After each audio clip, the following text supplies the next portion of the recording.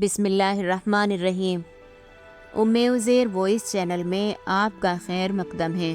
مصر کے بادشاہ سلطان صلاح الدین ایوبی امام الدین کے مطابق نور الدین نے جون 1171 میں صلاح الدین کو خط لکھ کر مصر میں عباسی خلافت کو دوبارہ قائم کرنے کے لیے کہا، جسے صلاح الدین نے 2 ماہ بعد شاہ پئی فقیہ نجم الدین الخبوشانی کی مزید حوصلہ افزائی کی، جنہوں نے ملک میں شیعہ حکمرانی کی شدید مخالفت کی تھی۔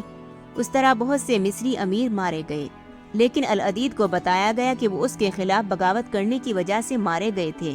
اس کے بعد وہ بیمار ہو گیا یا ایک روایت کے مطابق زہر دیا گیا۔ بیمار ہونے کے دوران اس نے صلاح الدین سے کہا کہ وہ اپنے چھوٹے بچوں کی دیکھ بھال کرنے کی درخواست کرتا ہے، لیکن صلاح الدین نے عباسیوں کے ساتھ خیانت کے خوف سے انکار کر دیا، اور کہا جاتا ہے کہ اسے یہ احساس ہونے کے بعد اپنے عمل پر پچھتاوا ہوا کہ العدید کیا چاہتا تھا۔ 13 ستمبر کو ان کا انتقال ہوا اور 5 دن بعد قاہرہ میں خطبہ دیا گیا، جس میں المستدی کو خلیفہ قرار دیا گیا۔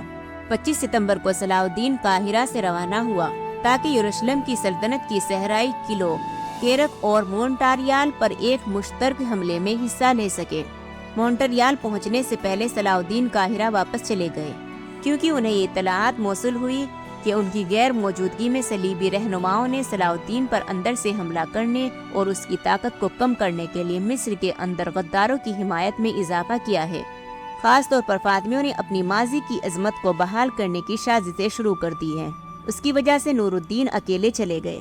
1173 کے موسم گرما کے دوران آرمینیا کے سابق فاطمی فوجوں کے ایک دست کے ساتھ ایک نوبیائی فوج کو مصری سرحد پر اطلاع دی گئی کہ جو عثمان کے خلاف محاصرے کی تیاری کر رہی تھی۔ شہر کے امیر نے صلاح الدین کی مدد کی درخواست کی تھی اور صلاح الدین کے بھائی توران شاہ کے ماتحت کمک دی گئی تھی۔ نتیجن نوبیائی چلے گئے، لیکن 1173 میں واپس آئے اور انہیں دوبارہ نکال دیا گیا۔ اس بار مصری افواج نے اسوان سے پیش قدمی کی اور نوبیان شہر ابراہیم پر قبضہ کر لیا۔ صلاح الدین نے نور الدین کو ایک تحفہ بھیجا جو ان کے دوست اور استاد تھے، 60,000 دینار، حیرت انگیز تیار شدہ سامان، کچھ زیورات اور ایک ہاتھی۔ ان سامانوں کو دمشق لے جاتے ہوئے صلاح الدین نے صلیبی دہی علاقوں کو تباہ کرنے کا موقع اٹھایا۔ اس نے صحرائی قلعوں پر حملہ نہیں کیا، بلکہ صلیبی علاقوں میں رہنے والے مسلمان بدوؤں کو باہر نکالنے کی کوشش کی، جس کا مقصد فرنگیوں کو گائیڈز سے محروم کرنا تھا۔ 31 جولائی 1173 کو صلاح الدین کے والد ایوب گھوڑے کی سواری کے حادثے میں زخمی ہو گئے اور بالآخر 9 اگست کو ان کی موت ہو گئی۔ اس دوران صلاح الدین نے توران شاہ کو یمن کو فتح کرنے کے لیے بھیجا تاکہ اسے اور اس کے بندرگاہ عدن کو ایوبی خاندان کے علاقوں میں مختص کیا جا سکے۔